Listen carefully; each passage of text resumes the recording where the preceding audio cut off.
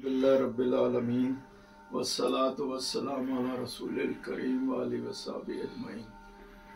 उस ज़ात अज़ीम का बेहद साहब शुक्र और इनाम है हम सब के ऊपर कि उसने एक बार फिर हमारी ज़िंदगियों में हमें रमज़ान अल मुबारक का महीना नसीब फरमाया। तो मुख्तसर से मैं फ़ज़ाइल रमज़ान का एक छोटा सा पार्ट, एक छोटी सी झलक आपके सामने पेश करके फिर अगली बात करते हैं।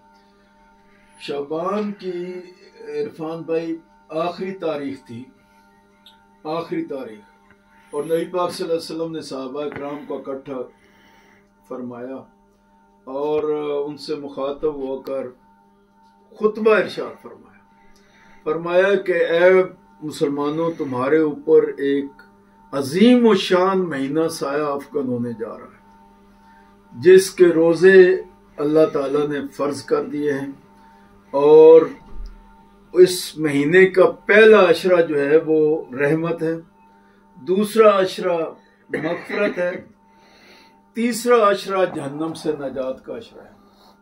और फरमाया कि ये हमदर्दी और गमखारी का महीना है और इस महीने के अंदर सरकश शयातीन को जकड़ दिया जाता है, जहन्नम के दरवाजे बंद कर दिए जाते हैं और जन्नत और फिरदौस अपने तमाम हुस्न जमाल के साथ सजा दी जाती है। और फरमाया कि इस महीने के अंदर अल्लाह सुब्हानहू तआला अहले ईमान का जो रिज़्क है उसको कई गुना बढ़ा देते हैं। और फरमाया कि अगर कोई इस महीने के अंदर रोज़ादार को पेट भर कर खाना खिलाएगा तो अल्लाह सुब्हानहू तआला उसको जहन्नम की आग से आज़ादी का परवाना अता फरमाएगा।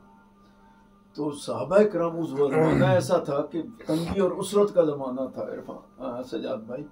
तो सहाबा इकराम ने अर्ज़ की कि या रसूलल्लाह सल्लल्लाहु अलैहि वसल्लम, हमारे पास इतना ज़्यादा रिज़्क तो नहीं है कि हम रोज़ेदारों को पेट भर के खाना खिला सकें। उस ज़माने की बात हो रही है।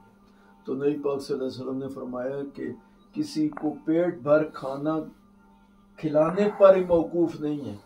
आप लस्सी का एक घूंट, खजूर का एक दाना, पानी का एक घूंट अगर रोज़ादार को आप पेश करेंगे तो अल्लाह ताला उतना ही अजर आपको अता फरमाएगा जी। और फरमाया कि ये हमदर्दी और गमखारी का महीना है, इसमें अहले ईमान का रिस्क बढ़ा दिया जाता है। और आपकी हमारी ऑब्जर्वेशन है कि गरीब से गरीब आदमी भी वो रमज़ान के अंदर अल्हम्दुलिल्लाह वो पेट भर कर और उसका एहतमाम अल्लाह ताला रिस्क उसके पास पहुंच जाता है। तो ये माह मुबारक वो है जिसके बारे में एक वार्निंग नबी पाक सल्लल्लाहु अलैहि वसल्लम ने जो उम्मत को दी है वो ये है। ये 3 वार्निंग्स है असल में, और तीनों को सुनना, समझना, इस पे अमल करना ज़रूरी है। सजाद भाई, नबी पाक सल्लल्लाहु अलैहि वसल्लम मस्जिद नबी में खुतबा देने के लिए मिंबर पर तशरीफ़ ले जा रहे हैं और पहली सीढ़ी पर कदम रखा तो इरफान भाई फरमाया आमीन, दूसरी सीढ़ी पर कदम रखा फरमाया आमीन, तीसरी सीढ़ी पर कदम रखा फरमाया आमीन। तो सहाबा इकराम के लिए ये नया वाक़या था, पहले कभी ऐसा नहीं हुआ।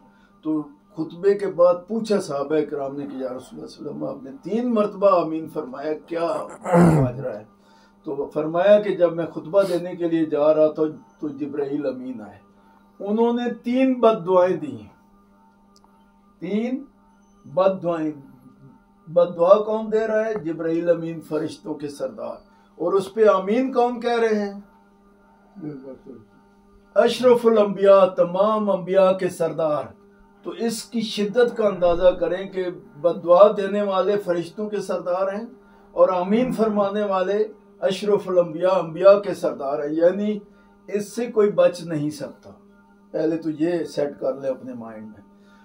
फरमाया पहली बद्दुआ जिब्राइल अमीन ने कहा कि या रसूलुल्लाह सल्लल्लाहु अलैहि वसल्लम, अगर किसी अहले ईमान के सामने आपका नाम ग्रामी मोहम्मद सल्लल्लाहु अलैहि वसल्लम पुकारा जाए और वो आप पर दरूद पाक न भेजे तो वो बड़ा बदबख्त है, बड़ा बदनसीब है, उसकी नाक खाक आलूद हो जाए और वो जहन्नम हासिल हो जाए।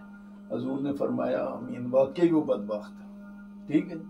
दूसरी बद्दुआ जिब्राइल अमीन ने बद्दुआ दी कि या रसूलुल्लाह सल्लल्लाहु अलैहि वसल्लम, आपकी उम्मत में से जो अपने माँ बाप को बुढ़ापे की हालत में पाए फिर उनकी खिदमत करके जन्नत हासिल न कर सके तो वो बड़ा ही बदबख्त है, बड़ा ही बदनसीब है और उसकी नाक खाक आलूद हो जाए। तो इस पर हजूर ने फरमाया, हाँ आमीन, वाकई बदबख्त है जो अपने माँ बाप की खिदमत करके जन्नत नहीं आ सकता। तीसरा फरमाया कि वो मुसलमान जो रमजान अल मुबारक का महीना पाए और फिर उसमें वो अपने आप को जहन्नम की आग से बचा ना सके तो वो बड़ा ही बदबख्त है, बड़ा ही बदनसीब है और उसकी नाक खाक आलूद हो जाए। इस पे हजूर ने फरमाया। तो सजाद भाई, बात यह है कि ये दुनिया की जिंदगी हमारी 60-70 साल की, प्रोफेसर साहब 80 साल के करीब है, अंकल 80 साल से ऊपर है, मैं 70 के करीब हूँ।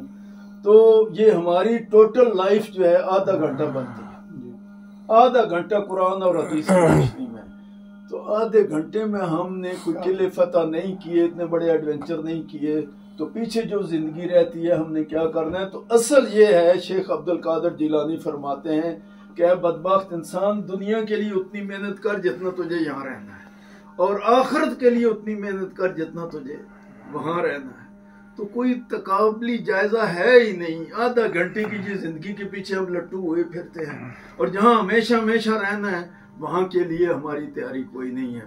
और ये अहयाउल उलूम के जो राइटर है इमाम गजाली रहमतुल्लाह अलैह फरमाते हैं कि वे इंसानों का जम्मे गफीर है। आप उनमें से मजमे से पूछें कि वो शख्स खड़ा हो जाए जिसको ये यकीन है कि वो सुबह तक जिंदा रहेगा। अब शाम है, सुबह तक फरमाते हैं कि